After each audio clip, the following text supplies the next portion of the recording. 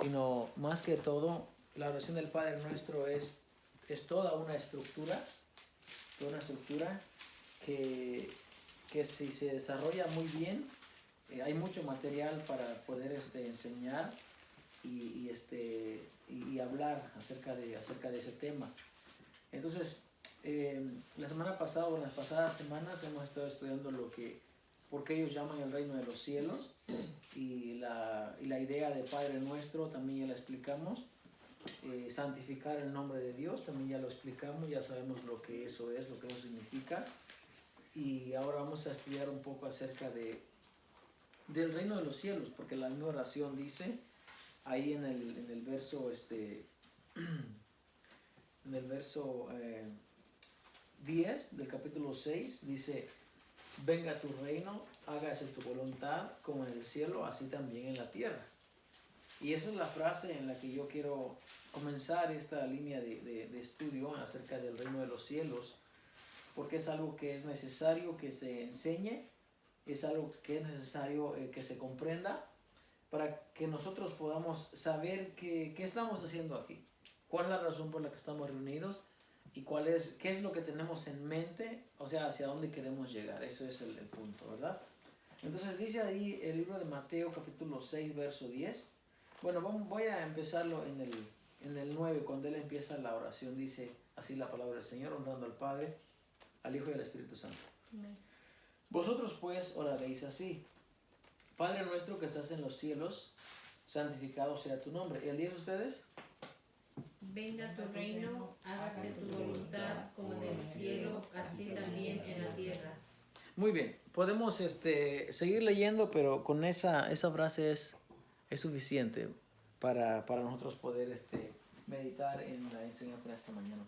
Vamos a orar en esta mañana. Señor, te damos gracias una vez más, Padre, por la oportunidad que nos permites leer tu palabra. Señor, te rogamos, te pedimos, Padre, que podamos aprender de ella, Señor, que podamos ser edificados con tu palabra, que podamos todos aprender un poco y crecer un poco también, Señor, y que podamos, sobre todas las cosas, compartir, Señor, este mensaje, no solamente con nuestros más cercanos, sino con aquellos, Padre, que nos alcanzan a ver a través de esta red social. Señor, en tus manos, Padre bendito, nos ponemos. Gracias, en el nombre de Cristo Jesús.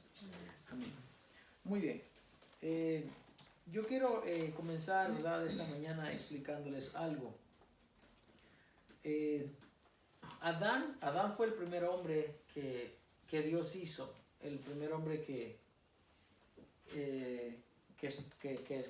vino, que estuvo aquí en la tierra, Adán.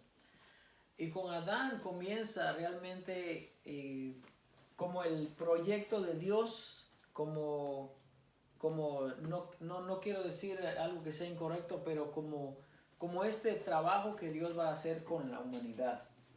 Adán estaba en el huerto que Dios había hecho. Estaba en un lugar especial dentro de la tierra. Hoy en día el huerto de Edén no se sabe dónde está por ahí escondido en algún lugar allá por Arabia Saudita o por allá por el Medio Oriente. Por ahí está el huerto. Porque después cuando sucedió el diluvio todo se inundó y se borró. Bueno, tal vez está por ahí, pero está velado de los ojos del hombre. Cuando Dios pone a Adán en el huerto, lo pone con un propósito. Dice la palabra del Señor, que puso Jehová Dios al hombre en el huerto para que labrase la tierra. ¿Ok? Quiero que se quede esto en mente. Vamos a buscar ahí, por favor, en Génesis para poder leerlo y ahí poner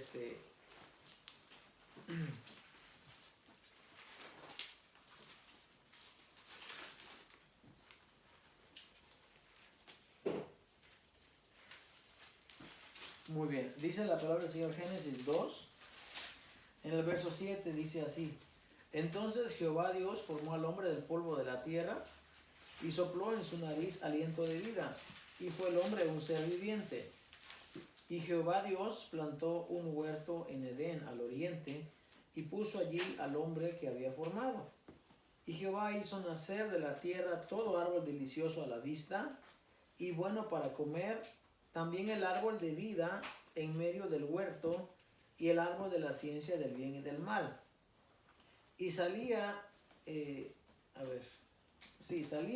Edén un río para regar el huerto, y de ahí se repartía en 4 brazos. El nombre de uno era Pisón, este es el que rodea toda la tierra de Havila, donde hay oro. Y el oro de aquella tierra es bueno, hay también ahí bedelio y onice. El nombre del segundo río es Gihón, este es el que rodea toda la tierra de Cus. Y el nombre del tercer río es Hidekel, este es el que va al oriente de Asiria. Y el cuarto es el río Éufrates. Tomó pues Jehová Dios al hombre y lo puso en el huerto de Edén para que lo labrara y lo guardase. Muy bien. Entonces, lo que estamos viendo aquí en este pasaje, por eso les dije que está por ahí en el Medio Oriente por la ubicación de los ríos. Geográficamente, esos ríos se encuentran allá. Entonces, lo que estamos viendo acá es que Dios pone al hombre en el huerto, pero no pone Dios al hombre en el huerto para que se duerma, ni para que se siente solamente a comer, sino que dice la Biblia que lo pone en el huerto para que lo guardara y para que lo trabajara. Ese es un punto muy importante que necesitamos saber, porque si entendemos cuál es el origen o cuál es la función de Cristo Jesús hacia nosotros, hacia la humanidad, vamos a entender qué estamos haciendo aquí y cuál es nuestra meta, hacia dónde queremos llegar. ¿Ok? Para empezar, cuando Jesús dice, venga tu reino, hágase tu voluntad, en esta oración se puede interpretar quizás de más de 2 maneras, pero 2 maneras las que yo quiero explicar. Hay gente que piensa que decir venga tu reino quiere decir que está hablando de un reino celestial. Mucha gente tiene esa idea. Incluso hoy en día, si usted pregunta en la red social o pregunta en la inteligencia artificial o pregunta donde sea, ¿cuál es la idea del reino de Dios? Y muchas veces, incluso muchos comentaristas bíblicos, muchas asociaciones religiosas, muchos lugares de estudio bíblico, tienen esta idea de que el reino de Dios es un reino espiritual. ¿Ok? No estoy diciendo que no lo sea, pero la Biblia no nos enseña a nosotros mucho acerca de eso. La Biblia, cuando se refiere al reino, se refiere a algo que tiene que ver corpóreamente, algo que tenga que ver como cuando Adán estaba en el huerto. Adán tenía manos, tenía pies, Adán sentía.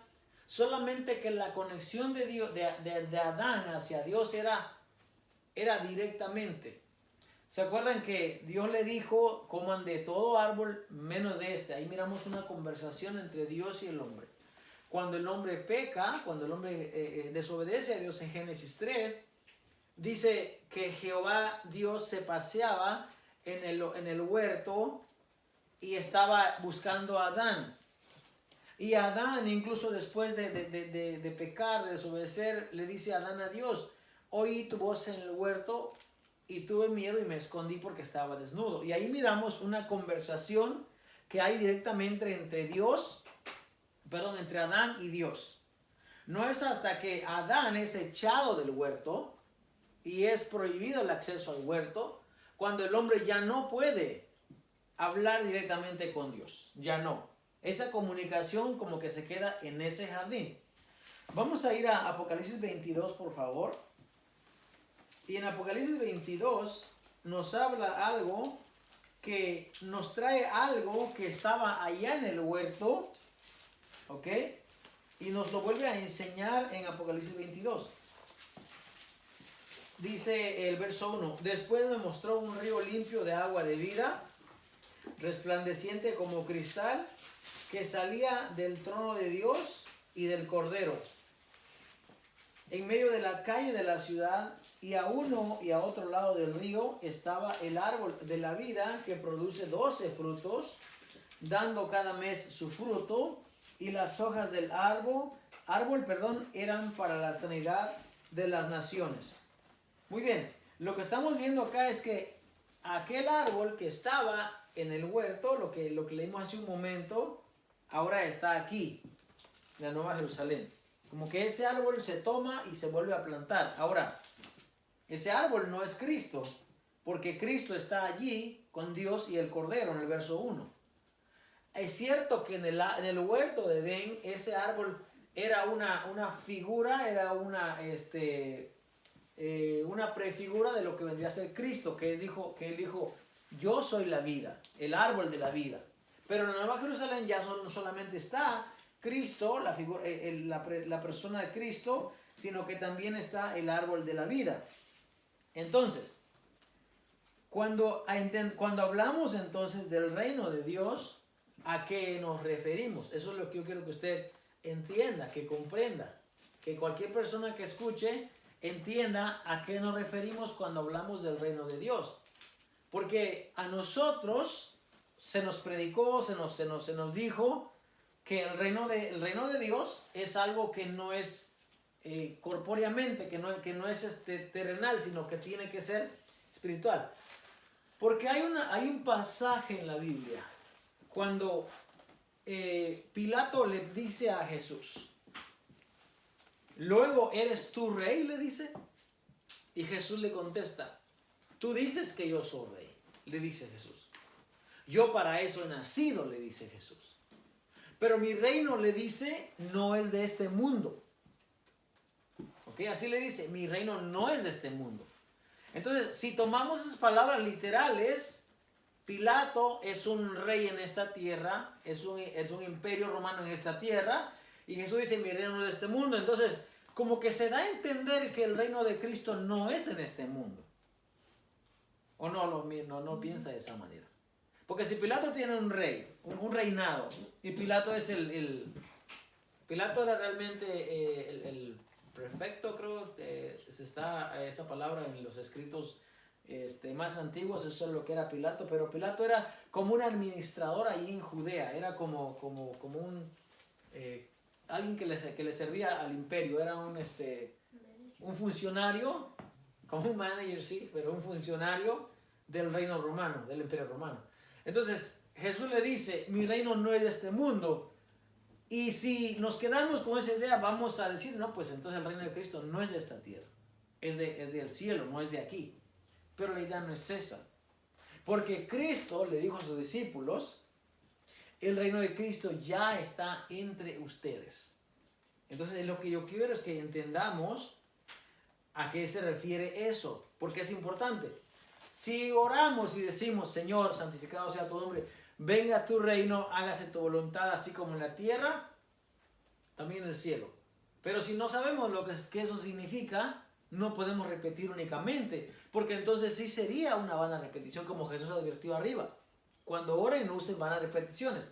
¿Qué es vana repetición? Repetir algo sin saber lo que significa, si no tiene ningún propósito, ningún beneficio. Eso se convierte en una vana repetición. Entonces, usted cuando ora y dice, Señor, que venga tu reino, pero si usted no entiende lo que está orando, entonces se convierte en una vana repetición. Los discípulos, para no cometer ese error, le dicen, enséñanos a orar. Queremos saber cómo orar. Así como Juan enseñó a sus discípulos a orar. Queremos que tú nos enseñes. Jesús les va a decir entonces, pero tenga cuidado, o sea, mire bien.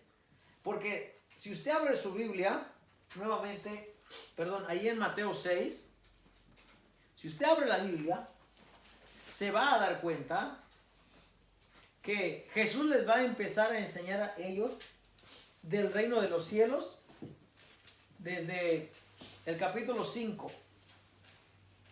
Desde el capítulo 5, cuando pueda, vaya a casa y empiece a leer desde el capítulo 5. Si usted lo lee, si usted lo lee de corrido, el 5, el 6, el 7, el 8, el 9, hasta el 9, por lo menos hasta el 9, porque allí la idea del escritor ya cambia. Si usted lee todos esos capítulos, del 5 al 10, usted se va a dar cuenta a qué se refiere el reino de los cielos. Porque si solamente leemos un capítulo, no vamos a poder entender a qué se refiere. Por ejemplo, en el 5, el escritor dice que Jesús sube al monte, se sienta y vienen sus discípulos y les empieza a enseñar. Abriendo su boca, les enseñaba. El primer pasaje que aparece en el reino de los cielos dice, bienaventurados los pobres en espíritu, porque de ellos es el reino de los cielos. Bienaventurados los que lloran, porque ellos recibirán consolación. Bienaventurados los mansos, porque ellos recibirán la tierra por heredad. Ojo, ahí está hablando ya de otra cosa. Tierra por heredad, reino de los cielos. Bienaventurados los que tienen hambre y sed de justicia, porque ellos serán saciados. ¿Y dónde van a ser saciados? Sea que sean saciados aquí en la tierra, porque aquí van a tener hambre. No van a ser saciados en el cielo, porque en el cielo, si hablamos de la idea del cielo como algo espiritual, un espíritu no come, no tiene hambre. Entonces tiene que ver con una idea de acá de la tierra. Lo que pasa es que hay dos fases. Hay dos fases, yo les he dicho a ustedes.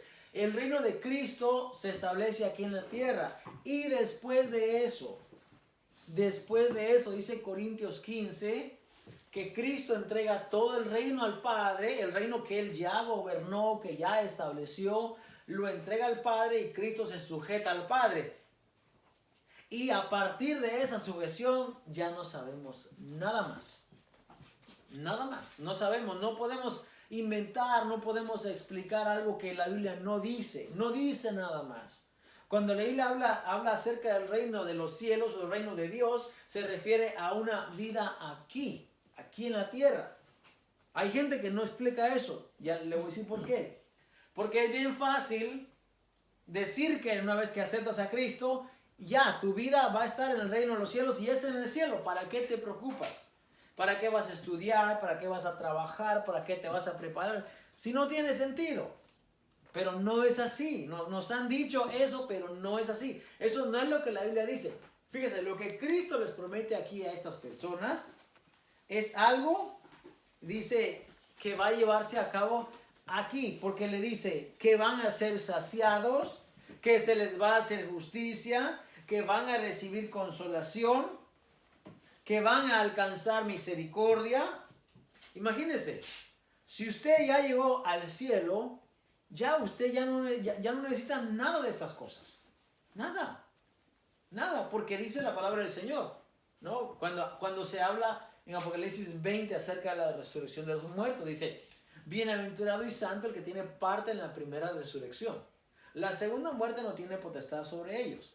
O sea, cuando hablas de resurrección ya estás hablando algo que ya no es corpóreo, algo que ya es espiritual, si lo queremos ver de esa manera. Ya no necesitas nada de esto. Pero Jesús sí le promete eso a estas personas aquí. Ahora, le va a dar unas indicaciones, le va a decir que son la luz del mundo, que son la sal de la tierra. Y entonces le va a aclarar algo que mucha gente lo pasa de largo. Dice Jesús, no piensen ustedes que yo he venido para abrogar, para derribar. Esa palabra en griego que significa derribar, desmenuzar, poner, echar por tierra, terminar. Yo no he venido, dice, a abrogar la ley o los profetas. Yo no he venido para abrogar, sino para cumplir. Jesús viene para cumplir. Ahora dice, porque de cierto os digo, que hasta que pasen el cielo y la tierra, ni una jota, ni una tilde pasará de la ley hasta que todo se haya cumplido. Hasta hoy en día todo no se ha cumplido. Hay cosas que no se han cumplido. Dice, de manera que cualquiera que quebrante uno de estos mandamientos muy pequeños y así enseña a los hombres muy pequeños, será llamado en el reino de los cielos. Más cualquiera que los haga y los enseñe, este será llamado grande en el reino de los cielos.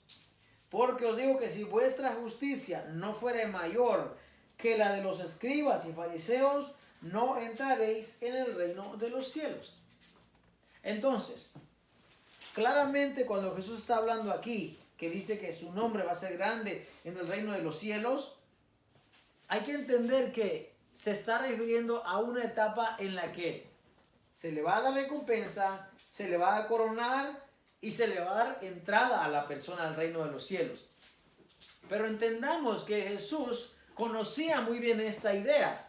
La idea de un Mesías que se establece aquí en la tierra y la idea de un Mesías que se sujeta al Padre en un futuro. Ahora, Jesús le va a empezar a enseñar a ellos cómo es el reino de los cielos.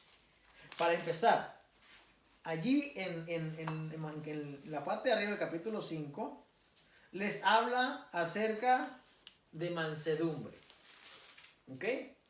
Les habla acerca de tener hambre y sed de justicia. Les habla acerca de tener misericordia. Les habla acerca de tener un corazón limpio. Les habla acerca de ser pacificador. Les habla acerca de padecer persecución por causa de la justicia. Les habla acerca de sufrir el daño aun cuando usted no tenga la culpa. Y entonces ahí podemos mirar un contraste. ¿Por qué Jesús se refería y decía, mi reino no es de este mundo? Porque ¿qué es lo que se hace en este mundo? Si tú me golpeas, yo te golpeo, ¿no? Tengo el derecho de golpearte. Si tú me debes, yo tengo el derecho de cobrarte. Si tú me persigues, yo tengo el derecho de perseguirte. Si usted se da cuenta, hermano, prácticamente así está hecha la ley en este mundo. Porque Jesús dice allá abajo, dice, oíste que les fue dicho ojo por ojo y diente por diente. Así dice. Pero yo les digo, dice Jesús. O sea, va a cambiar lo que ellos tenían ya puesto en su sistema. ¿Qué pasa si hoy en día alguien a usted viene y le choca, por ejemplo? Le choca el vehículo. ¿Qué es lo primero que hacemos? Hacemos el reporte, llamamos a la autoridad competente, que los seguros se arreglen. El seguro de usted o el seguro de otra persona, si a usted le pegaron, a usted le van a pagar. Si no fue culpa suya, a usted le van a pagar. A usted le va a pagar la protección que usted ya compró para que le cubra en ese caso. Hace unos días mi esposa estaba firmando algo acerca de cuando la persona no tiene seguro. ¿Quién le va a pagar cuando no tiene seguro? Pero si usted se da cuenta, la idea aquí es, tú me golpeaste, tú me pagas. Esa es la idea. Esa es la idea. Yo conocí una persona muy amable esta semana a la que yo le rayé el carro. Ya era un carro pues bastante desgastadito, ¿verdad? Pero igual es su carro. Y entonces le dije, mira, cometí un accidente, estaba un arbusto ahí, quise librarlo de aquel lado y le pasé rayando. Y salió el señor afuera, ok, vamos a verlo, y fuimos a mirarlo, y lo miró, lo limpió, y dije, ¿tienes un trapo ahí? Y le limpiamos ahí. Y dice, no está tan mal, lo dice. Y dice, la pintura mía así quedó en tu camioneta. Y le digo, sí, parece que tu pintura es más buena que la mía, le dije yo. Y dice, no es la pintura, es el auto, dice que es más sólido. Sí, le dije, ese auto es muy sólido, le dije yo, pues no le puede hacer otra cosa, ya me estaba quitando la culpa, ¿no? Entonces, qué bonito cuando tengo una persona que es consciente, ¿no? Ahora, a mí me ha pasado también, de repente alguien me golpea y le digo, bueno, yo estoy bien, ¿tú estás bien? Sí, pues sigue tu camino, ¿no? Ya, vete, no es gran cosa. El tiempo que voy a perder yo en andar allí es más valioso que lo que me van a pagar y luego el deducible y todo ese asunto que pasa. Entonces, ¿por qué traigo esta idea yo? Porque prácticamente en el tiempo en el que vivimos es ojo por ojo y diente por diente. Así vivimos. ¿Por qué pasa si usted le tira una pedrada? Pues usted se va a defender, ¿no? Usted se va a defender. Ahora, Jesús cuando habla con sus discípulos, fíjese, esta idea muchas veces no entendemos nosotros. Pero Jesús le dice a sus discípulos, les va a enseñar cómo ellos deben de vivir en el reino de Dios. A ver, aquí está. Oíste que fue dicho a los antiguos, no matarás, y cualquiera que matare será culpable de juicio. Entonces Jesús le va a decir, pero yo os digo, que cualquiera que se enoje contra su hermano será culpable de juicio. Entonces Jesús le va a enseñar algo a ellos que no es común para ellos. ¿Por qué no es común? Porque, bueno, a nosotros se nos dijeron que no matarás. En Éxodo 23 dice, no matarás. Ya, no matarás, ok. Y si mato, soy culpable de juicio. Pero Jesús dice, mucho antes de que llegue esa parte de matar, dice Jesús, si tú te enojas contra tu hermano. Fíjese que en el reino aquí, que se conoce en la vida, dice Jesús, tú matas, eres culpable de juicio. Pero en el reino que yo les vengo a explicar, dice Jesús, el reino, dice que si tú te enojas, y tú tan solo te enojas contra tu hermano, en palabras de Jesús, el evangelista lo pone y dice, vas a ser culpable de juicio. Ah, pero solo con enojarte, sí, solo con enojarte. Porque acuérdate que tenemos que cambiar nuestra mentalidad. No es el reino de esta vida, de este mundo. Es mi reino que yo vengo a presentarles. Les voy a dar este pasaje, ¿ok? Que está aquí en Lucas 17:21, para que vayamos allá y luego volvemos a Mateo. Lucas 17:21. Y esto es ya cuando ya Jesús ya estableció su gabinete, ¿no? Ya estableció su grupo de seguidores, de discípulos, ya bien entrado, bien avanzado en Lucas. El evangelista lo va a poner ahí. Entonces le dice, preguntado por los fariseos, ¿cuándo había de venir el reino de Dios? Le respondió y dijo, el reino de Dios no vendrá con advertencia, ni dirán, míralo aquí o míralo allá, porque he aquí el reino de Dios está entre vosotros. Por eso les estoy diciendo, cuando Jesús les va a decir cómo deben de vivir, es porque Jesús ya sabe, o ya les va a advertir, o les va a decir que el reino de Dios estaba entre ellos. Un reino corporal, un reino que se establece físicamente. Ahora, mucha gente pensaría de aquel tiempo, porque ellos estaban esperando, que cuando el Mesías llegara, el Mesías hiciera varias cosas. Para empezar, restaurara la gloria del pueblo de Israel en todo su esplendor. ¿Por qué? Porque el pueblo de Israel es, así como Adán era en el principio, el comienzo de la gloria de Dios. El pueblo, cuando Dios lo llama, le dice, ustedes me van a hacer a mí un pueblo de sacerdotes y de gente santa. Entonces el pueblo de Dios, el pueblo de Israel, representa a Dios aquí en la tierra. Por eso como se comporta el pueblo, ya sea que de gloria y honra a Dios o avergüence a Dios. Entonces, la idea que ellos tienen es que que el Mesías cuando venga va a restaurar la idea de Israel y le va a dar su gloria. Y entonces ellos esperaban un libertador que viniera y hiciera guerra y acabara con el imperio romano y dijera, ya, yo soy. Pero eso no iba a pasar. Y no iba a pasar tan sencillo por dos razones. Una, Israel contemplaba en ese reinado solamente a la nación de Israel. Se habían olvidado de la promesa de que en ti serán benditas todas las naciones de la tierra. Y aunque sí es cierto que había entrada para personas, pero era una entrada muy limitada. No todas las naciones iban a llegar. Tenía que suceder de esa manera. Entonces ellos esperaban que el Mesías llegara y lo libertara. Uno. Otro. No se podía llevar a cabo por la razón de que ellos no sabían cuál es el reino de Dios. ¿Qué es lo que ellos sabían? Ojo por ojo, diente por diente. ¿Qué es lo que ellos sabían? Si matas, te vamos a llevar a juicio. No, Jesús pone la barrera mucho antes. Mucho antes. Yo hablaba con un joven esta semana y le decía, no te enojes. O sea, y si te enojas, no actúes basado en tu enojo, en tu cólera. No. Espérate, como le decía en la historia del sabio, del jajam, que les dijo, tomen este agua, aquel matrimonio, ¿verdad?, que se peleaba. Y cada vez que se van a pelear, tómense un trago de agüita. Y entonces ellos se veían y tomaban el agüita y se apaciguaba su ira, se calmaban. Y un día la agüita se terminó.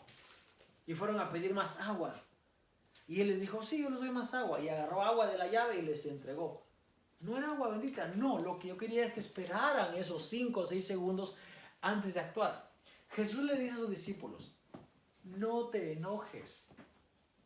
Imagínate, si no te enojas, no vas a matar a nadie. El estándar está puesto muy alto para que cuando llegues ahí, respetes eso y no llegues a la consecuencia.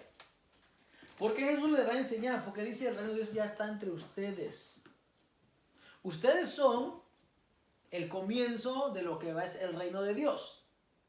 Y como yo les voy a enseñar que vivan, así quiero que ustedes vayan a vivir. Y es el comienzo. Pero es un reino que tiene que ver aquí con nuestra vida, con cómo vivimos. Aparte lo celestial, es de eso, como les digo, la Biblia calla mucho en cuanto a eso. No dice mucho de eso. No dice que andaremos en caballos blancos, vestiduras blancas. Tal vez sí. Puede ser. De lo único que habla la Biblia, que andan en caballos blancos y en vestiduras blancas, es del ejército celestial, que son millares de millares. Ya leímos eso, los ejércitos de Dios se cuentan por veintenas de millares, por millones se cuentan. Y ellos andan también con vestiduras blancas, porque son santos, representan la santidad de Dios en ellos. Pero el reino de Cristo es un reino que tiene que ver con su manera de vivir. Tenía que ver con la manera de vivir de aquellas personas. Y Cristo les iba a enseñar a ellos cómo deberían de vivir.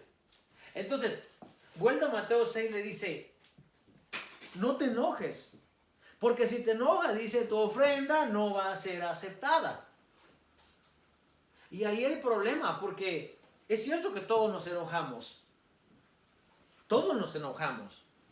Pero también en el enojo hay niveles. Cualquier persona se puede disgustar. Está bien. Y si es algo incorrecto, me disgusté, es normal. Tengo mi sangre, ¿no?, aquí en mi cuerpo y se me va a alterar y se me va a subir, pero con moderación. No puedo permitir que ese disgusto me lleve a mí a hacerlo más grande de lo que se debe. No.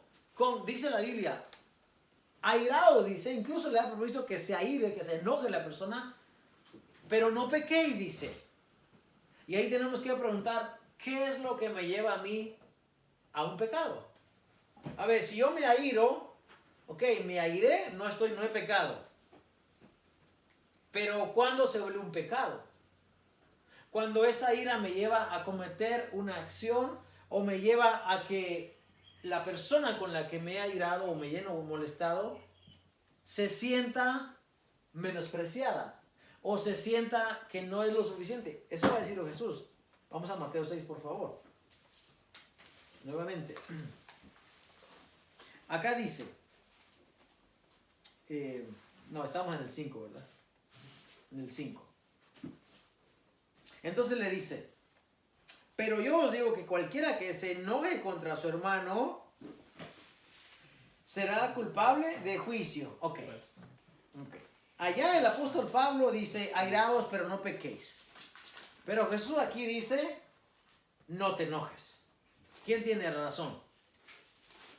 Se ha hecho esa pregunta. ¿Por qué Jesús dice una cosa y el apóstol Pablo dice otra? Porque el apóstol Pablo dice, airaos, pero no pequéis. Airados, o sea, te puedes enojar, pero no peques. Y Jesús dice aquí, no te enojes contra tu hermano. O sea, si te sucedió algo, por ejemplo, te enojaste. Está bien, te puedes enojar. Pero Jesús dice, no te puedes enojar contra tu hermano. No te puedes enojar. Porque si tú te enojas contra tu hermano, dice, vas a ser culpable de juicio. Y cuando se habla de juicio, no es un juicio que usted pueda manipular o que pueda conseguir pruebas para defenderse, no. Es un juicio que Dios va a hacer con usted o con la persona o con aquellos seguidores de Jesús. Le está diciendo, espérate, si tú te enojas, vas a ser culpable de juicio. Y le va a decir otra cosa.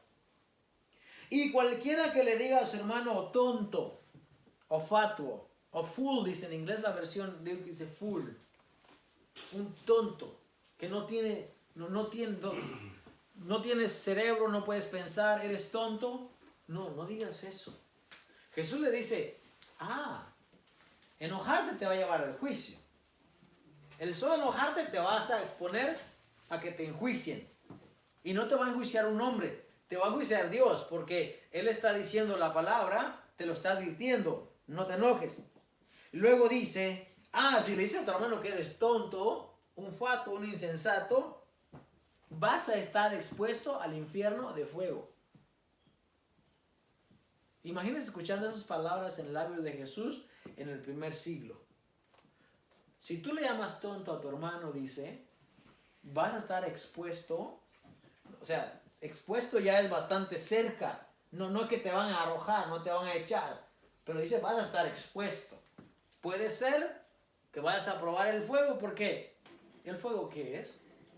El fuego es castigo. El fuego es paga y retribución. Puede compararse también a limpieza, a algo que te puede limpiar. Pero en este caso está refiriéndose a un castigo por haberle dicho así a tu hermano. No le llame a este hermano. Y vea usted que esta idea que Jesús va a enseñar va a cambiar completamente la mente de la persona que lo escucha en ese tiempo. Porque no es lo que están acostumbrados a escuchar. No. De hecho, la ley de Moisés tenía muchas prohibiciones, pero también tenía muchas,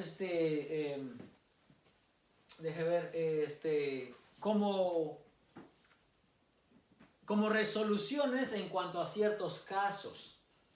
Por ejemplo, la ley de Moisés decía, si un hombre va caminando por la calle y mira a una joven y la toma, o sea, y tomar se refiere a que abuse de ella, dice la ley de Moisés, entonces,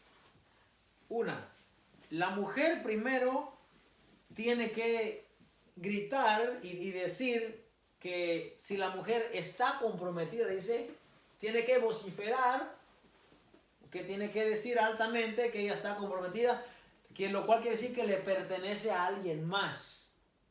¿Sí? Ya está comprometida con alguien. 1. 2 dice, si la mujer no da voces, el que la encontró no sabía. Eso no le exime de su primer crimen, ¿no? Pero no le va a poner otro crimen encima, porque él no sabía. Dice, él tiene que venir hacia donde está el padre de la joven y le tiene que pesar, o sea, le tiene que pagar la dote de aquella mujer y entonces la tiene que tomar por esposa. O sea, está dando una resolución a un delito que se cometió. Eso es la ley de Moisés. Jesús dice no. Jesús dice no. Ni siquiera con tu pensamiento puedes tomar a esa mujer. Y ahí vamos a ver un contraste bien grande.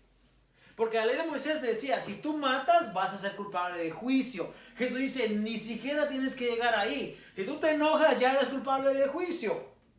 La ley de Moisés decía, si tú violas a esta mujer, vas a pagar y la vas a tomar. O sea, después de que hiciste el daño, ahora tienes que tomarla como mujer, tienes que pagar, pero sigues en vida. O sea, cometiste un delito, incluso te van a dar la mujer. O sea, como que es una idea que no cuadraría bien para nosotros. Bueno, Jesús dice, ni siquiera tienes que llegar ahí. Si tú con tu pensamiento, dice, tú deseaste codiciar a esa mujer, tú ya adulteraste con ella.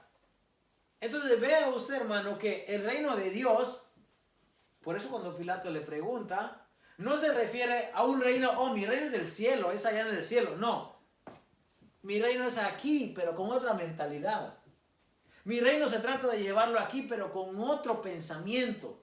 No con el pensamiento que estás acostumbrado a vivir. No, diferente. ¿Por qué Jesús no podía establecer su reino? Incluso, si vamos a Hechos 1, vamos a mirar lo que los apóstoles le preguntan a Jesús. Aún después. ¿Ok? Aún después que Jesús había resucitado, después que habían ascendido,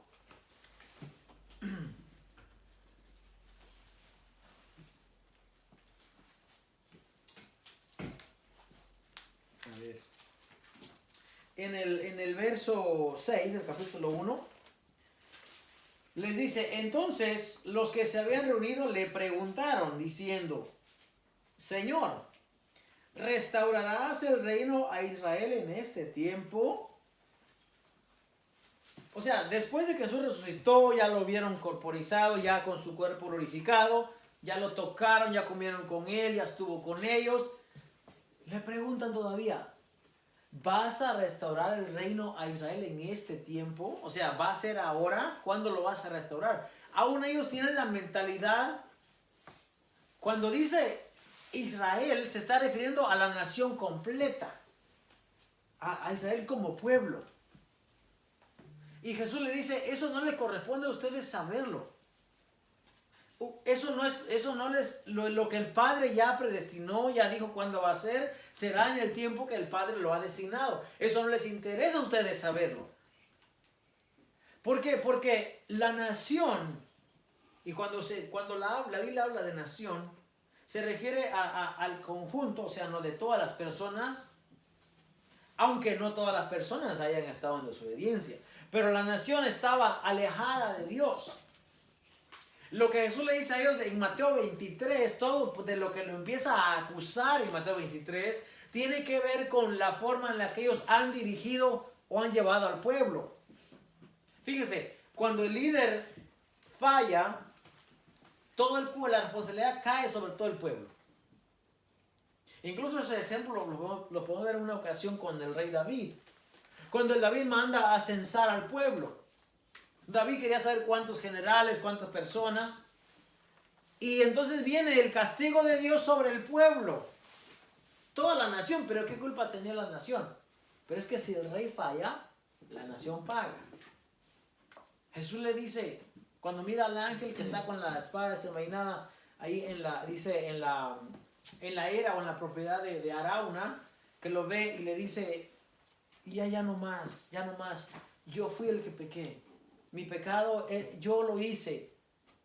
Pero a causa de ese pecado, murió muchísima gente. Bueno, a causa del mal funcionamiento, de la falta de justicia de los líderes religiosos, la nación toda está corrompida.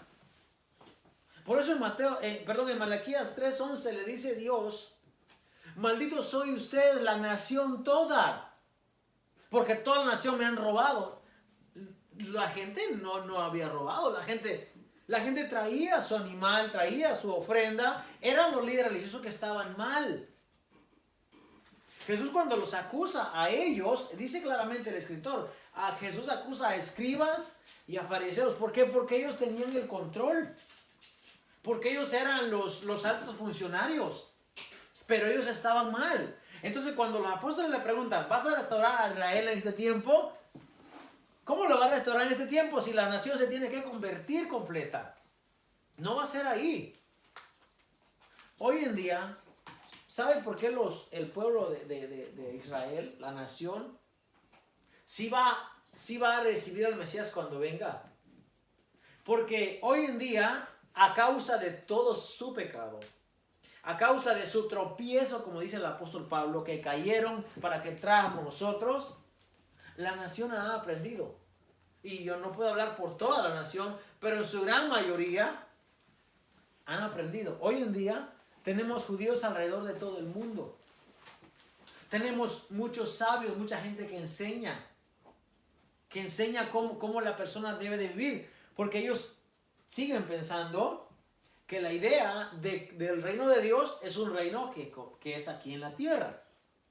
Y no están errados respecto a eso. Porque el reino de Dios se va a llevar aquí en la tierra. ¿Cuál es la función de nosotros? Nosotros como iglesia, ¿qué función tenemos? Porque como iglesia no somos independientes al pueblo de Dios. Porque nosotros hemos sido injertados en el pueblo de Dios. Tenemos entonces que cuidarnos de todas estas cosas. Porque lo que Jesús les está enseñando a ellos es algo que nos compete a nosotros, porque nosotros, quiero pensar que nosotros somos discípulos de aquellos discípulos, de aquellos discípulos. Y que estamos siguiendo a ese mismo Jesús. Y entonces debemos de tomar esos mandamientos y guardarlos nosotros. Y cambiar nuestra mentalidad. Si no es necesario llegar hasta allá, no lleguemos allá. Si hay una manera de corregir, de arreglar el camino, lo debemos de hacer. No es fácil muchas veces. Usted tiene que tomar la culpa. Muchas veces usted tiene que aguantar realmente. Pero pongámonos a pensar. Si usted no tiene la culpa, ¿ok?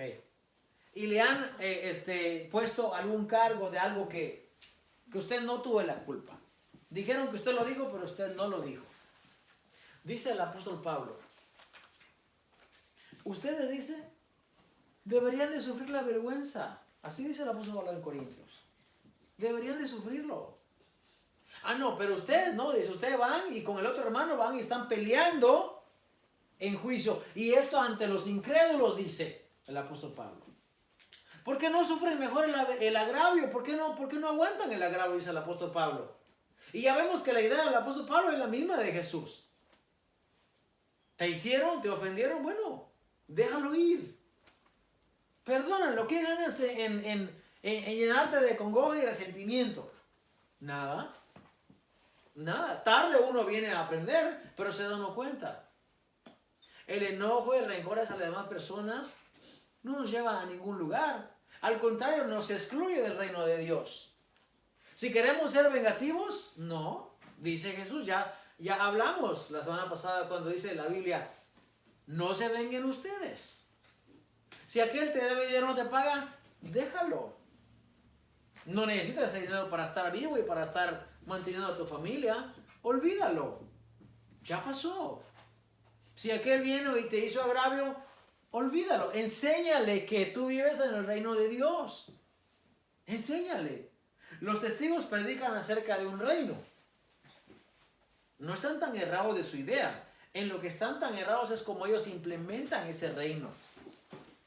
Porque ellos predican, siempre la pregunta famosa de ellos es, ¿usted quiere vivir para siempre en el paraíso, en la tierra? Ese es como el eslogan de ellos. Y yo estudié algún tiempo con ellos cuando era pequeño, por eso sé bastante de ellos. Ese es el eslogan de usted quiere vivir para siempre en el paraíso, en la tierra. El problema es que ellos no empiezan implementando ese método de vivir aquí. ¿Por qué? Porque la gran mayoría son gente alcohólica, son gente que hace agravio a las personas, gente que habla mal, gente que ofende a las personas con su lenguaje. Así son. O sea, toman parte de lo que dice la Biblia, pero no todo lo demás. Y eso es incorrecto. Nosotros debemos de tomar todo y de aprender. Hermanos, y cuando no sepamos algo, cuando desconozcamos algo, no darle el paginazo y dejarlo. No, busquemos qué quiere decir la Biblia ahí para nosotros. Busquemos cómo podemos crecer, cómo podemos aprender, cómo podemos hacer mejor el reino de Dios. Jesús dijo, el reino de Dios no va a venir con advertencia porque ya está entre ustedes. Eso le dijo Jesús. Si nosotros estamos esperando un reino celestial y que descienda la nueva Jerusalén y ya baje, ¿cuándo fue la oportunidad para probar si tú eras digno de entrar a ese reino? No hubo. ¿Cómo sabemos si somos dignos de entrar a ese reino? No hay manera. La única manera es vivirlo aquí. Sobrellevarlo, las cosas aquí. Y eso es lo que nosotros necesitamos saber. Necesitamos conocer esto. Porque si no conocemos, vamos a pensar que todo es como con burbujitas y con angelitos, ¿cómo dice? Con alitas de angelitos. Y pues ya. No, hay mucho más que eso que conocer. Tristemente, en los grupos religiosos hoy en día hay mucho favoritismo, hay mucha acepción de persona, hay mucho egoísmo, muchos pleitos. La gente peleando por tonterías hoy en día, peleando por qué color de ropa vamos a traer, que si aquel no compró la ropa, que si aquel aquí, que si no se vistió de esta manera, que si no me tocaba tocar a mí, le tocaba al otro grupo, que si no me toca predicar a mí, que cuando él predica yo no voy. Hermana, cosas que no tienen nada que ver con el reino de Dios. Yo no conozco a todos los grupos religiosos, pero puedo hablar por los que yo he conocido. La gente se preocupa hoy en día por llegar y estar bien presentado. No digo que eso está mal, para que se vean mejor que la otra persona, o para que me vean bien a mí. Le estaba hablando con un muchacho, ¿verdad? Y me decía, yo ministraba, y le digo, ¿qué es ministrar? ¿Qué es ministrar? Porque la Biblia se habla de ministración, pero al modo tuyo de pensar, ¿qué cosa es ministrar? Mucha gente dice, yo estoy tocando, estoy ministrando. Eso no es ministrar. Hay mucha gente tiene cosas bien dislocadas, bien fuera de orden. ¿Por qué? Porque si se estudiara un poco la Biblia, pudiéramos entender lo esencial, lo que es de verdad, lo que realmente dice la Biblia acerca de nosotros como pueblo, cómo podemos aprender y vivir y ser mejores, porque cuando Cristo venga y establezca su reino, nosotros queremos estar preparados. La vestidura que habla la Biblia es tu preparación. ¿Cómo te vas a preparar? Porque la santidad para con Dios, eso es algo personal de usted para con Dios. Sea santo para Dios. Pero la manera que tú enseñas tu santidad a la gente es cómo vives, cómo vivimos. Y eso es más importante que todo lo demás. Porque si conocemos eso, quiere decir que nos estamos preparando. Y eso es lo que ustedes debemos de hacer. Amén. Vamos a terminar aquí en esta mañana. Acordémonos por favor de orar.